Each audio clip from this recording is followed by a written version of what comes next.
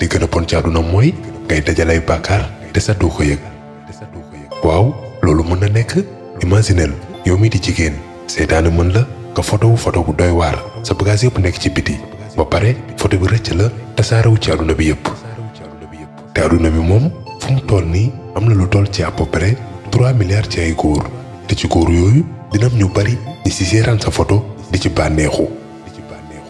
dëgg la ni li góor yooyu di def denc may bàkkaar waaye yow tamit kenn demul nga des ndax déjà sa photo boobu public la maanaam ci 7,7 milliards nit yi nekk ci àdduna bi mënoo xam ñaata nit ñoo gis sa photo boobu. yow daal amatoo benn contrôle ci sa bagage yi lépp nga wasaare. te saa su nit gisee sa photo boobu di nga ca may bàkkaar.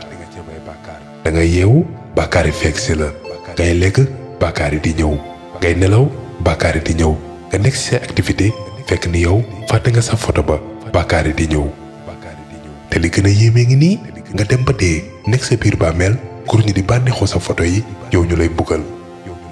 ndax internet moom photo bu si xasa dugg rek dootul deñ fii ba abadan tam mu ngi say serveur yi nga xamante ne nekkul sax Sénégal. kon nag ay bagage dañ see war a nay bokk ko nëbbu ko moo xam muy ci internet bi wala ci mbedd mi ndax même ci mbedd mi yow mi di jigéen am na ni ngay solo góor ñi di la xool di bànneexu ci yow nga cee may bàkkaar te sa doo ko yëg. kon nag jigéen daa war di nëbb. waaye mbaa xam nga naka la jigéen war a nëbbee.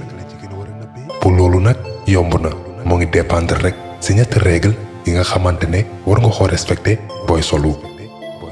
bu njëkk mooy li ngay sol jot ba nga xamante ne sa kanam bi sa loxo yi ak sa tànk yi kese ñooy feeñ. pooj warul feeñ karaw warul feeñ jumbax warul feeñ lépp a war a nëbbu ndax jigéen léppam awra la ba mu des tànk loxo kanam.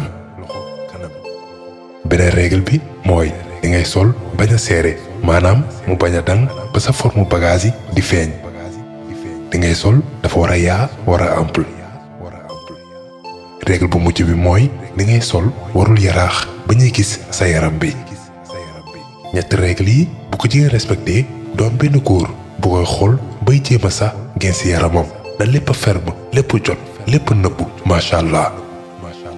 léegi nag wax ji mooy yow mi di seetaan vidéo bi bu fekkee ne jigéen nga liñ fi wax dañ ko respecté wala déet. loolu moo ngi dépendre rek ci kenn muy kan yow ndax fii moom kenn du fi forcer kenn lu ñu mën rek mooy wax la nii la mbir yi demee. te ci àdduna ñaari mbir rek ñoo ci am mooy que ni soit dangay xeex ak sa nafsu bañ a topp neexaayu àdduna yi nga xamante ne day jeex boo dee yàlla bégal la dugal la àjjana bi nga xamante ne neexaayam amul fu mu yam te du mës a jeex.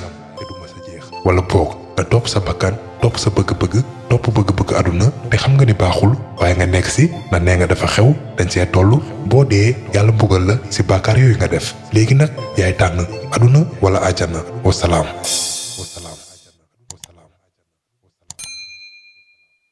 pour nag ñi nga xamante ne dañoo bëgg ñu defal leen ay publicité ci chaîne bi moo xam ci njaay bi ñu nekk liggéey bi ñuy def service bi ñuy joxe wala ci seen entreprise woote leen gaaw ci 77 773 94 83 su ko defee ci ay njëg yu yomb nga am ay clients yu bari kon nag bul tardé wooteel gaaw.